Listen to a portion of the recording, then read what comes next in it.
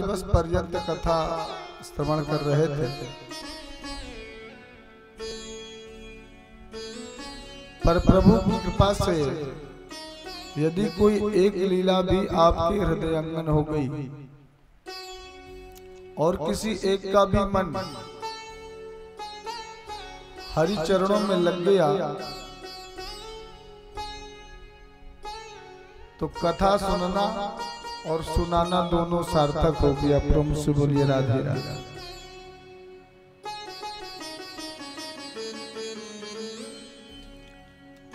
आज संसार में ऐसा कोई प्राणी नहीं है जो सुख की कामना न करता हो और सुख के लिए कामना बस नहीं करता, रात दिन लगा रहता है, हाय हाय करता है, कितना मिल जाए, कितना रख लूं, कितना भर लूं। और भैया अब तो कितना भरने की बात छोड़ो, कुछ लोग ऐसे हैं कुछ जमीन खोदने में लगे हुए हैं, कहीं गड़ा हुआ मिल जाए माल सो आनंद है, कुछ करना ही नहीं पड़े, रखा रखा या मिल जाए। पर भगवान कहते हैं धनवान मेरा भक्त एक बार ना भी हो, पर मेरा जो भक्त होता है वो अकिंचन होता है, और जो भगवत भक्त होता है उसी किसी वस्तु विशेष से लगाव नहीं होता। एक मेरा गोविंद का भक्त था राका,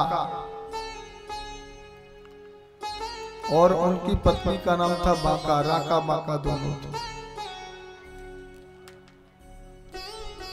पति पत्नी दोनों केवल हरि का नाम स्मरण करते और जो भी रूखी सूखी मिल जाती सो पाले। काम क्या करते, जंगल में जाते, लकड़ियां बीन कर लाते, बाजार में जाकर बेचते, जो दो चार पैसे मिल जाते उससे आटा दाल लेकर के अपना जीवन यापन करते।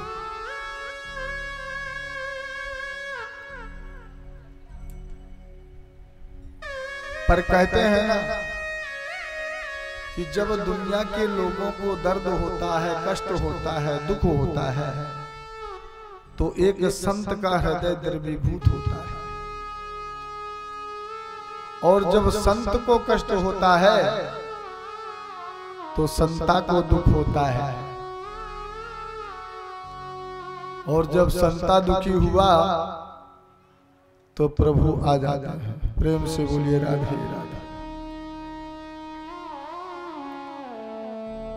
संत तो आप सब जानते होंगे, पर संता कौन है? तो नारद देखा बिकल जयंता, लाग दया को मलचित संता। नारद जी आ गए प्रभु के पास और बोले प्रभु सरकार एक बात बताइए, जो दिन रात केवल मात्र आपका स्मरण करता है, आपका ऐसा लाडला कि आपके सिवा कुछ नहीं चाहता, कोई वैभव, कोई संपत्ति, कोई धन, कोई ऐश्वर्य कुछ नहीं चाहता, केवल मात्र गोविंद को चाहता है। तो जरा ये अपने भक्तों की ओर तो देख लिया करो। मेरे गोविंद ने कहा क्या करूं नारद, क्या सोच रहे हो, क्या मैं देखता नहीं हूं?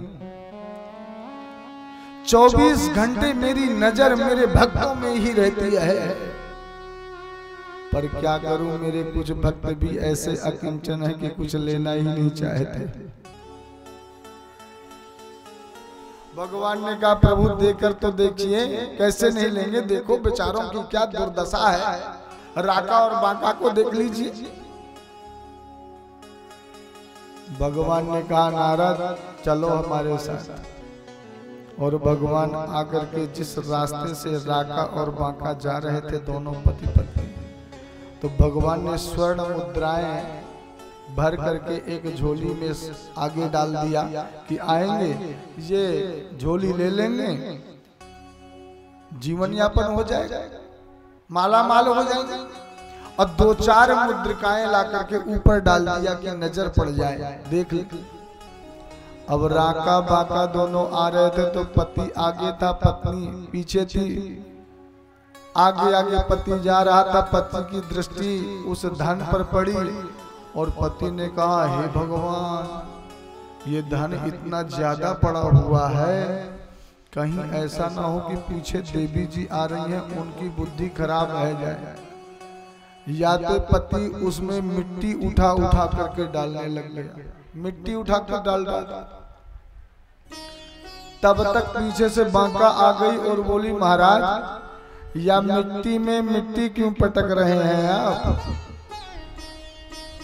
और राका सुनते ही कान खड़े हो गए, हे प्रभु, मेरी नजरों में तो ये सोना था, ये मिट्टी थी, पर वाह देवी, तुम तो 10 हाथ हमसे आगे निकली, तुम्हारी नजरों में तो ये भी मिट्टी और ये भी मिट्टी।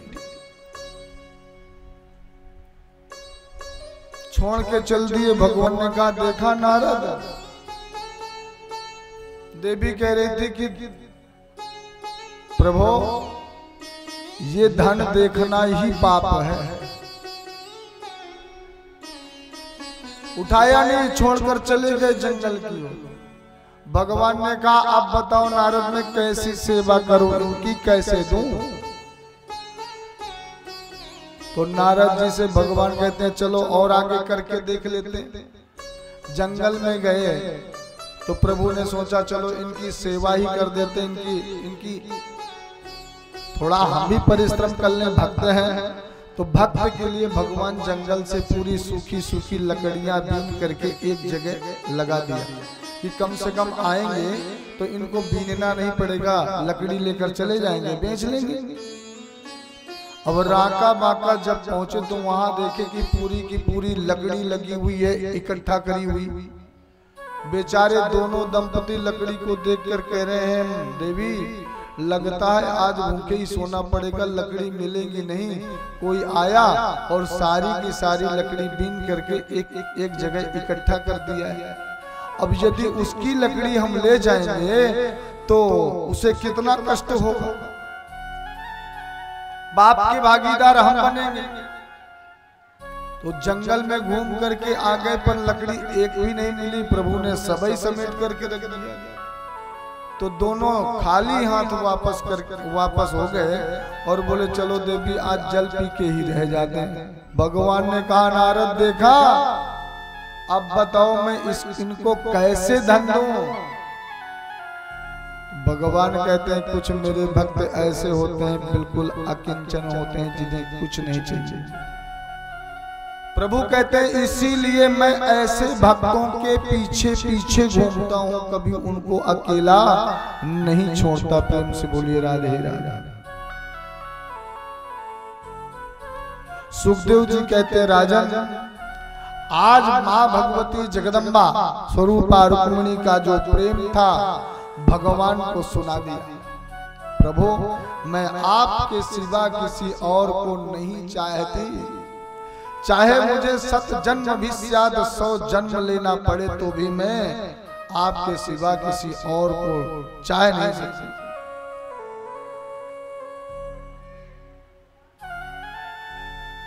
पर आज जगदम्बा भगवती रुक्मिणी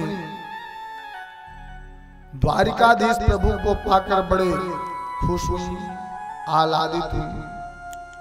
द्वारिका वासियों ने बड़ा दिव्य स्वागत किया प्रभु का। आज प्रथम विवाह हुआ है, तो विवाह उत्सव में, विवाह की खुशी में आनंद तो मनता ही है, परंतु कभी कभी ज्यादा खुशी को नजर लग जाता।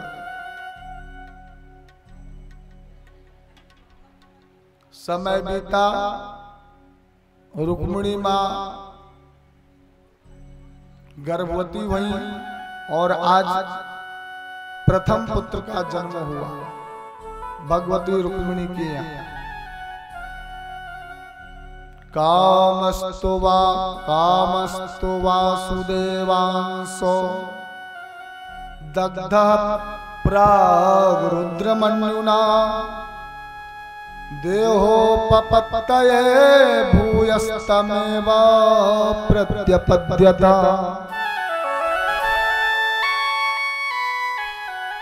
राजाओं ने सुना कि द्वारकाधीश का विवाह हो गया, तो भगवान के मित्र कम शत्रु ज्यादा था। और एक बात बताए, शत्रुता किसी से करने की आवश्यकता नहीं होती, शत्रुता तो अपने आप ही हो जाती है। लो कल तक तो पैदल चल रहा था और आज देखो गाड़ी में जा रहा है, गाड़ी में जा रहा है। लो ये भी एक शत्रुता है। कल तक खाने को नहीं था, आज देख लो टालियों में लादकर बेचने को जा रहा है, ये भी शत्रुता है। कल तक वस्त्र पहनने को नहीं थे, आज देखो हीरो बन के घूम रहा है। शत्रुता तो शत्रुता है। प्रथम पुत्र हुआ, भगवान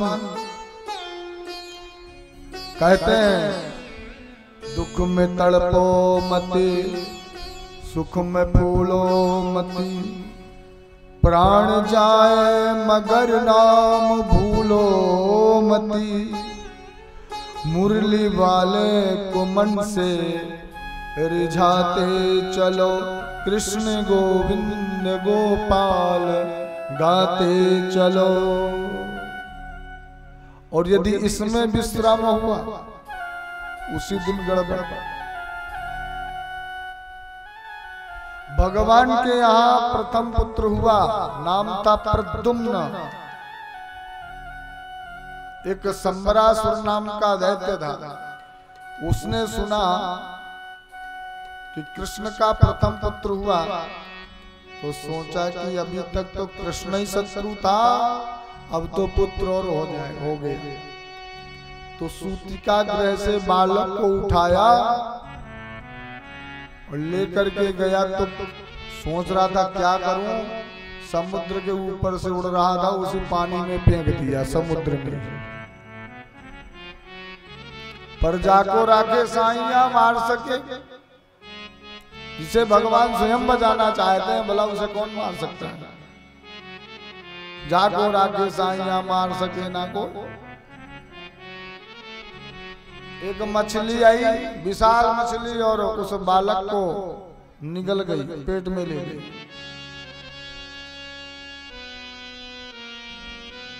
मछुआरा नाव लेकर के चल रहा था, मछलियां पकड़ रहा था, जाला डाला और संजोग बस वही मछली जाले में फंस गई।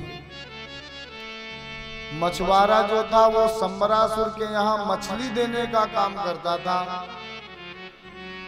तो वही मछली संबरासुर के ही भोजनालय में पहुंच गई। प्रेम से बोलिए राधे राधे। वहां पर भोजन बनाने का काम कर रही है मायावती। ये मायावती कौन है? जब शिव तीसर नयन उघारा, तो कामदेव जल करके राख हो गया।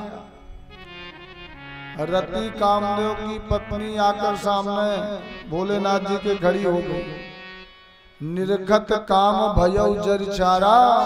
रति ने कहा, सरकार आपने मेरा तो सब कुछ लूट लिया, कुछ भी नहीं बचा, मैं अब कैसे जीऊं? आपने मेरे पति को जलाकर राख कर दिया। भोलेनाथ ने कहा, देवी जो हमारे ध्यान में उपासना में जो विघ्न होता है उसे जलना ही पड़ता है, पर अब तुमने प्रार्थना करी है, इसलिए हम तुम्हें वरदान भी देते हैं कि आगे द्वापर में कृष्ण तनय, जो द्वापर में आगे चल करके द्वापर में मेरे गोविंद अवतरित होंगे और अवतार लेने के बाद उनका जो प्रथम पुत्र होगा वही तुम्हारा पति होगा। प्रेम से बोलिए राधे राधे। कामदेव का ही अवतार होगा, इसलिए तुम जाकर प्रतीक्षा करो, संबरासुर के यहाँ तुम्हारे पतिदेव तुम्हें प्राप्त हो जाएंगे। तो मायावती जो है ये रति है, साक्षात रति। रति के हाथ में दिया मछली, मछली को चीरा, रसोइया ने मछली को चीरा तो पेट के अंदर एक बालक निकला। शंबरासुर के सामने बालक को लाया गया। महाराज इस मछली के पेट में बालक निकला है। अब देखिए, कुछ क्षण पहले जिस बालक को शंबरासुर ने समुद्र में फेंका था, वही बालक मछली के पेट से निकला और शंबरासुर के सामने बैठा रखा हुआ है। पर उस बालक को शंबरासुर पहचान नहीं पाए। मैं इस बालक को क्या करूंगा, जिसको चाहिए वो ले लो। रसोई में काम कर रहे जो काट रहा था मछली को, उसने जाकर मायावती को दे दिया, देवी इस बालक को यदि तुम पाल सकती हो तो पालो। उसने सोचा चलो मेरे आगे पीछे कोई नहीं है, मैं आगे सेवा कर लेती हूँ, क्योंकि ये विस्मरण था, उन्हें भी नहीं पता था कि मैं कौन हूँ। बालक की सेवा कर रही थी, सुंदर काजल टिकली लगा रही थी, प्यार से लाड लड़ा रही थी। धीरे धीरे बालक बड़ा हो रहा था। एक दिन नारद जी का आगमन हुआ और नारद जी ने कहा, वाह देवी, आज बड़ी जोर तोर की सेवा चल रही है। मायावती ने कहा, क्या करें सरकार, और तो कुछ है नहीं है प्रभु, इसलिए बालक मिल गया, बाकी सेवा कर रही हूँ। नारद जी ने कहा, वाह देवी, ये तुम्हारा बालक नहीं है तो देवी ये तुम्हारे स्वामी जी हैं, तुम्हारा पति है। बालक मानकर तुमने बड़ा प्रेम कर लिया, अब जरा पति भी बना लीजिए। अब तो महाराज वही समय मायावती का मन चेंज हो गया। जो अभी माँ बन के सेवा कर रही थी, वो बालक को पति मान बैठी और सेवा शुश्रूषा सब बदल गई। नारद जी ने उनकी पति पत्नी दोनों को याद दिलाया कि ना तो तुम साधारण बालक भी नहीं हो, तुम साक्षात कामदेव हो, और तुम यहाँ बैठने को नहीं आए हो, तुम तो साक्षात द्वारिकाधीश के पुत्र हो। बालक को भी अपनी शक्ति का, बाहुबल का परिचय मिला और बालक ने शंबरासुर से युद्ध किया, शंबरासुर को परास्त किया और अपनी पत्नी रति को लेकर के सीधे द्वारिका जब गया था, उस समय सूतिका गृह से गया और जब आया तो बहू लेकर के साथ में आया। द्वारिका वासियों ने बड़ा दिव्य स्वागत किया, बड़ा आनंद मनाया। स्वामी सुखदेव जी कहते हैं, राजन द्वारिका में इस प्रकार से भगवान का पुत्र प्रद्युम्न हुआ। सुखदेव जी कहते हैं, राजन द्वारिका में एक राजा आए थे जिनका नाम था सत्राजित। सत्राजित ऐसे घूमते फिरते जा रहे थे, भगवान की नजर पड़ी, पुत्रों के साथ बैठे थे। भगवान के पुत्रों ने कहा, पिताश्री हमें लग रहा है कि आज हमारी द्वारिका में साक्षात सूर्य नारायण आ रहे हैं। भगवान ने कहा, ये कोई सूर्य या चंद्रमा नहीं है, ये सत्राजित है। इसके पास सूर्य का भजन किया, तप किया। इसके पास एक मणि है, स्मंतक मणि। उस स्मंतक मणि का ये काम है कि जो नित्य प्रति इसका भाव से पूजन करेगा तो 2 भार सोना नित्य प्रति प्रदान करती है, यानी 2.5 कुंटल लगभग सोना नित्य प्रति प्रदान करने वाली ये मणि थी। प्रेम से बोलिए राधे राधे। सत्राजित पास आया, मेरे गोविंद ने कहा, राजन एक बात बताइए, इतनी मणि, इतना सोना देने वाली मणि तुम्हारे पास है। भगवान ने कहा, एक बात बताओ, तुम अपने घर में कितने लोग हो? सत्राजित ने कहा, प्रभु एक तो मैं हूँ, एक मेरा भाई है प्रसेन, एक मेरी पत्नी है और एक मेरी बहन है सत्यभामा। द्वारिकाधीश ने कहा, बस केवल 3.5 लोग।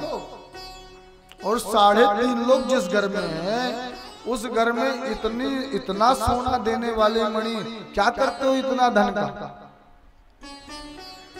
राजन एक काम करो, यदि तुम्हें अच्छा लगा हो हमारा पूछना तो ठीक है, जाइए जैसी आपकी इच्छा। पर यदि बहुत अच्छा लगा हो तो इस मणि को यदि आप चाहो तो हमारे कोष में जमा करा दीजिए। इससे जो धन प्राप्त होता है, उस धन के माध्यम से लोगों को कितना सहयोग मिलेगा। गरीब कन्याओं का विवाह नहीं हो पाता, इस धन को लगाकर उनके लिए विवाह की व्यवस्था की जाएगी। जहाँ पानी नदी तालाब नहीं है, वहाँ जल की और वृक्षों की, वनों की व्यवस्था की जाएगी। जिन नगरों में किसी प्रकार की भी कमी है, उसको पूर्ण करने की कोशिश करेंगे। राजा सत्राजित बोला, सरकार मैं कोई दान देने के लिए तपस्या नहीं किया था, जो मैं ये मणि का दान कर दूं। भगवान ने कहा कोई बात नहीं राजन, तपस्या आपने करी है, ले जाइए आप अपनी मणि। मणि लेकर सत्राजित चला गया, घर में रख दिया। छोटा भाई था प्रसेन, उसी मणि को लेकर के अपने गले में डाल लिया और घोड़े में बैठ करके अखेट करने के लिए निकल पड़ा। जंगल में जा रहा था, सामने से एक शार्दूल सिंह आया। सिंह ने देखा कि अरे इसके गले में बड़ी दिव्य मणि पड़ी हुई है, क्या है ये? शेर ने झपट्टा मारा, प्रसेन को तो समाप्त कर दिया, घोड़े को भी मार दिया। मणि लेकर के सिंह अपने गले में डाल लिया। अब आगे शेर जा रहा था, सामने से जामवंत जी आ रहे थे। जामवंत ने देखा अरे क्या दिव्य मणि है, तो जामवंत परम वीर थे। जामवंत जी ने शेर को पछाड़ा, शेर का प्राणांत हो गया। मणि को लेकर के चले गए अपनी गुफा में। और जामवंत जी ने जाकर अपनी बेटी को मणि प्रदान कर दी। प्रेम से बोलिए राधे राधे। इधर जब रात्रि में प्रसेन नहीं आया तो सत्राजित बोला, देवी इन देवियों, सज्जनों एक बात ध्यान दीजिए, देवियों के पेट में कभी कोई बात छिपती नहीं है। इसलिए शास्त्र कहता है कि यदि पति को पत्नी से कोई गोपनीय रहस्य छिपाना भी पड़े, उसका दोष नहीं लगता है, छिपा लीजिए। क्योंकि यदि आपका कोई शत्रु, आपने अपनी देवी से कहा देवी कोई घर में आए तो मत बताना कि हम अंदर हैं या सो रहे हैं, आप कह देना घर में नहीं है। और आपका शत्रु पीछे से आया, दरवाजा खटखटाया, सोई खिड़की को खोला और खोल करके पूछा क्या बात है। सामने वाले ने कहा देवी अपने पति का परिचय दीजिए और उनका एड्रेस बताइए, वो कहाँ है, क्या मतलब है। और जहां झूठे के 2-4 आंसू बहाया, बहुत आवश्यकता है, यदि इस समय में उनसे नहीं मिल पाया तो सब गड़बड़ रह जाएगा। सोई कह दिए कि जाओ अट्टालिका में सो रहे हैं। प्रेम से बोलिए राधे राधे। इतनी दयालु होती हैं। वही हुआ, सत्राजित ने एक बात कही अपनी पत्नी से। क्या कहा, देवी ये बात किसी से कहना नहीं, क्योंकि द्वारिकाधीश कोई छोटे मोटे राजा नहीं है, सम्राट है। पर देवी एक बात मैं आपसे बताना चाहता हूँ। एक दिन मैं द्वारिका गया था और उन्होंने मणि की याचना करी थी। शायद मैंने उन्हें मणि नहीं दिया, इसीलिए उन्होंने मेरे भाई को ठिकाने लगा दिया और मणि हथिया लिया। पत्नी ने कहा प्रभु, भला कोई अपने पति की बात किसी से कहता है क्या? अब पत्नी गई कुआं में पानी भरने, वाकी सखी आ गई। तो सखी ने कहा बहन आज तो बड़ी चिंता में लग रही है, तो बोल पड़ी, देवी एक गोपनीय रहस्य बताती हूँ, किसी को बोलना मत। क्या? हमें लग रहा है कि हमारे पतिदेव की जो मणि थी वो हमारे देवर डाल करके गले में निकले थे, और एक दिन हमारे पति द्वारिका गए थे तो द्वारिकाधीश ने मांगा और हमारे पति ने मना कर दिया। अब ऐसा लग रहा है कि द्वारिकाधीश ने हमारे देवर को ठिकाने लगा दिया और मणि हथिया लिया। पर ये बात किसी और से मत कह देना, नहीं गड़बड़ हो जाएगी।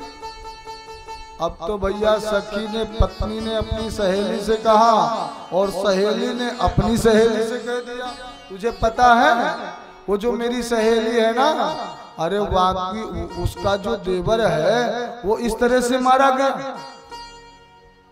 अब वो अपनी सहेली से कहा और धीरे धीरे करने करने जपन जना, एक कान से दूसरे कान, दूसरे कान से तीसरे कान। अब तो भैया धीरे धीरे द्वारिकाधीश प्रभु के कान पर आवाज पहुंची। द्वारिकाधीश दौड़ते हुए गर्गाचार्य जी के पास गए, प्रणाम किया, बोले गुरुदेव ये मणि का कलंक मुझे क्यों लगा?